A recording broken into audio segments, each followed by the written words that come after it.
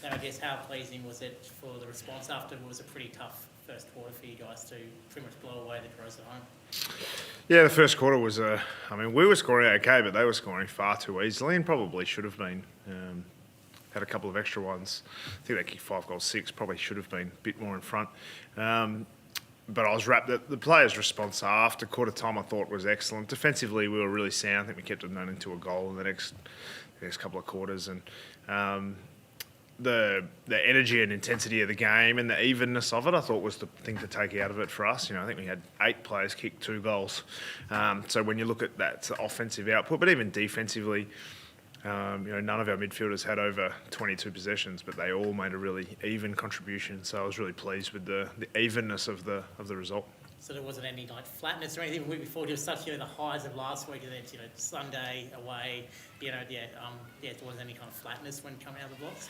Yeah, it was interesting. I think. We were scoring okay, but we just couldn't stop them scoring. So certainly at quarter time, the players said, "Let's get some energy up and let's try and play with a bit more vibrancy." But they handled that really well. I think. Peter Burge and Zane Leonard and the rest of our fitness team have done a great job of making sure we run out games really well. And I thought, we had confidence that we would be able to run through the game and continue to test them. They're a really difficult side to play against. They're very defensively sound, and you're not going to get an easy kick against Adelaide. And so we knew when we prepared the players. Dave McKay, I thought, did a great oppo, and he said it's going to be a difficult game. It's not going to be a free-flowing game.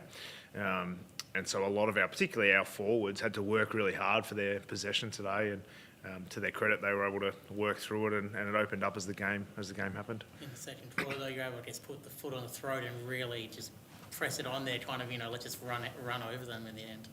Yeah, I think the work rate. They're a really hard-working side as well, but the way that they defend, particularly their small defenders, they're so diligent and tight, and they do a really good job. So our small forwards had to work really hard for everything today, and I think they all basically kicked 2 goals, which sometimes one of them will pop up, but the consistency of the work ethic of the team, I thought, held us in pretty good stead. They went quite tall in attack. Did you sort of pinpoint that as an area you could exploit? When you saw their team and you saw the way that they lined up for the first bounce, obviously they thought that they might be able to get some aerial dominance in their front half, and probably spent most of the week hoping it was going to be a nice sunny day, and then I was hoping for rain as soon as I saw that. And they took some aerial marks. I think their first 2 goals came from long kicks down the middle that they outpointed us in, and so we knew that the aerial battle was going to be important. And I think Frosty and Sis and Scrim and Josh Weddle, I think they handled the air pretty well after quarter time in particular. So the way they lined up, we thought we might have been able to transition the ball a bit more easily than we did. But I thought it was a pretty hard fought out of our defensive 50 for the majority of the day. On Sis, 150th game, gets a couple of goals. That's kind of the icing on the cake for you, isn't it? Yeah, Sis, he's worked hard to get there. He's obviously been through a knee, missed a whole season, and that. I think when players have missed a huge chunk of footy like that, the milestones mean a little bit more, and so rapt for him to make a contribution, to hit the scoreboard, and he didn't get too far from the goal square in the last quarter when he went down there. But really pleased for him, and he's an important player for us and the captain of the club who's doing a great job leading us at the moment. And Will Day and Adelaide Boyd, I guess when the game was really on the line, he was the kind of guy that kind of broke it open, especially around clearances of the contest.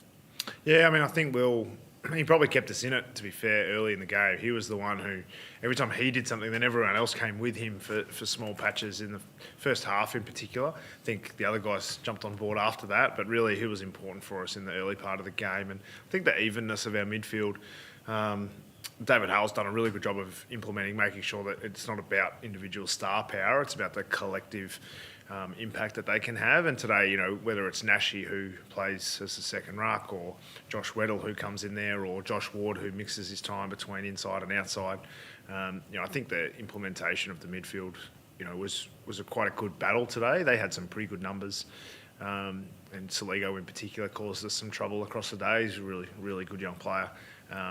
But the evenness of our midfield, I thought made sure that we got the chocolates in the end. You're the hottest team going around at the moment. For to run out like you did, get such a big win, what does that do for the confidence? Even though it must be already be sky high, like what does that kind of do? I mean, I think there's part of us that's happy with how we're playing and things are going well, but we're still ninth. So we're still out of the 8. We're still not where we want to be. There's not too many easy games in the competition at the moment. So, you know, we go to Canberra to play GWS and they had a fantastic win. And they're a side that bring an enormous work rate again. So we probably play 2 of the top sides as far as work rate goes with Adelaide and GWS. So we know, there's no week off for us. We have to make sure we're ninth. We have to keep going. You know, we've been in some good form. We've played some good footy, but we've also, had a couple of weeks in this run, like the Geelong game where we've been blown away. So we know that it's a really important phase for us. And every game where we get the chance to keep our season alive is great experience for our group, and particularly our younger guys who haven't had a lot of seasons we've had recently, the season's been over by now. And so the fact we're playing in games that genuinely matter is fantastic experience for us, and we're enjoying it. You're knocking down the door, though, of the 8. Well, they keep running away from us, those teams, but it's in our hands, and I think the longer we keep the season in our own hands, the better feeling it is. We don't have to watch other games really desperate, because we know that if we win all our games that are left, we'll make it. Jack had a pretty quiet start to the game, but then really impacted, as the game went on. I mean, how pleasing is that to see, someone where they might start bit quiet, actually, work their way in the game and actually making an impact. Yeah, I mean, I think Jack Giddy, he's gonna get attention, and he's always had attention, but defensive intent, that's as tight a player as there is in the competition with what they did. And I thought he worked really hard for everything he got today. He had not a lot of space, and I think as you progress through your career, you need to deal with different challenges.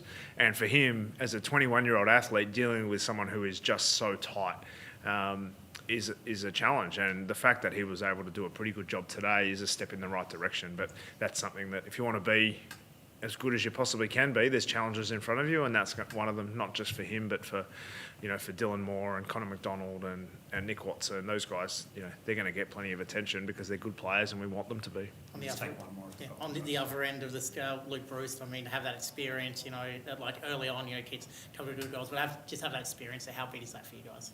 Yeah, I mean, he's been brilliant for us. I mean, he was the sub a lot before the bye, and then he's got on top of his body and able to run out games. It was good. He sort of had played a lot of game time in the last few weeks, so the fact we're able to get him off and give him a bit of a spell in the second half will be important for the next part of the year for him. But I think the thing with him is he's got such a calming influence on everyone else in that forward line. Sometimes they're obviously young and vibrant and energetic, and sometimes he can be that cool head to help guide. And I think that's where we've taken huge steps this year, is our players leading each other.